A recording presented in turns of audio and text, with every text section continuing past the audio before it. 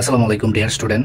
তো এসএসসি যারা তোমরা হচ্ছে ক্লাস 10-এ পড়ো বা এবার পরীক্ষা দিবা, তারা যদি আমার এই ভিডিওটা দেখো অবশ্যই একটি এমসিকিউ তোমরা কমন বা একটা এমসিকিউ তোমরা পারবা। তো আজকে তোমাদের সামনে নিয়ে আসছি যে ক্যালকুলেটর দিয়ে মূলদ ও অমূলদ সংখ্যা নির্ণয় করার টেকনিক। তো একটু 2 মিনিট দেখবা শুধু ভিডিওটা, তাহলে দেখো যে এখানে আমি প্রশ্ন রাখছি যে নিচের কোনটি মূলদ সংখ্যা। তার মানে এটা নির্ণয় করবা কি করে ক্যালকুলেটর দিয়ে। প্রথমত হচ্ছে এই যে অপশন আছে, এই অপশনটা তুমি তুলবা ক্যালকুলেটরে। তো আমি দেখো তুলতেছি 2√3।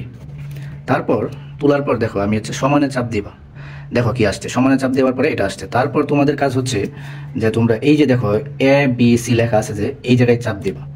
এই জায়গায় চাপ দেওয়ার পর যদি এই মানটা কোনো পরিবর্তন না হয় তাহলে মনে করবা যে এটা হচ্ছে অমূলদ সংখ্যা। তাহলে এটা কি অমূলদ সংখ্যা। আর যদি মানের পরিবর্তন হয় তাহলে এটা কি মূলদ সংখ্যা। তার মানে কি নিচের কোনটি মূলদ সংখ্যা, এটা তো হচ্ছে অমূলদ সংখ্যা বাইর করলাম।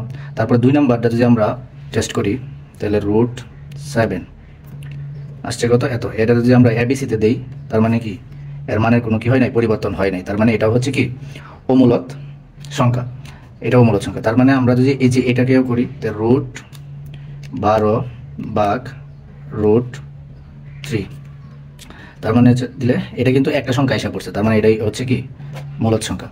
আচ্ছা, নিচের আরেকটা প্রশ্ন দেখি আমরা। বলছে যে নিচের কোনটি অমূলদ সংখ্যা। তার মানে আমি কি বলছিলাম যে যদি না মান চেঞ্জ হয়ে যায় তার মানে হচ্ছে এটা হচ্ছে কি অমূলদ সংখ্যা হবে। তাহলে আমরা প্রথমটা যদি টেস্ট করি তো প্রথমটা হচ্ছে √7/√48। দেখো এটাকে যদি আমি সমানে দিই, দেখো 0.75 আসছে। এখন আমি এবিসিতে যদি চাপ দিই তাহলে এটার মান কিন্তু পরিবর্তন হয়ে গেছে। তার মানে এটা হচ্ছে কি মূলদ সংখ্যা। তার মানে এটা কি মূলদ সংখ্যা, এটা মূলদ সংখ্যা নয় এটাকে। তারপর আর এটা তো হচ্ছে মূলদ সংখ্যা হবে, এটা আমরা এমনি বুঝতেছি। তার মানে এটাই হচ্ছে কি অমূলদ সংখ্যা। তাহলে এটা যদি আমি দেই, দেখো √8 2.882 এটা আসছে। এখান থেকে আমরা এবিসিতে দিই, দেখো মানের কোনো পরিবর্তন হয়নি। তার মানে এটাই কি অমূলদ সংখ্যা। আচ্ছা, আরেকটা প্রশ্ন হচ্ছে যে নিচে √12/75 কোন ধরনের সংখ্যা, এটা কি মূলদ সংখ্যা না অমূলদ সংখ্যা। কেমন নির্ণয় করবো, ওই যে এভাবে ধরো প্রথম হচ্ছে রুট দিবা, দিয়ে একটা ব্র্যাকেট দিবা, দেওয়ার পর হচ্ছে 27 না সরি হচ্ছে এটা হচ্ছে 12/75 একটা ব্র্যাকেট ক্লোজ। দেখো 0.4 আসছে। এখন আমরা এবিসিতে এই যে এই জায়গায় চাপ দিব, দেখবো যদি এটার মান পরিবর্তন হয়ে যায় তার মানে এই যে এটা কিন্তু মান পরিবর্তন হয়েছে।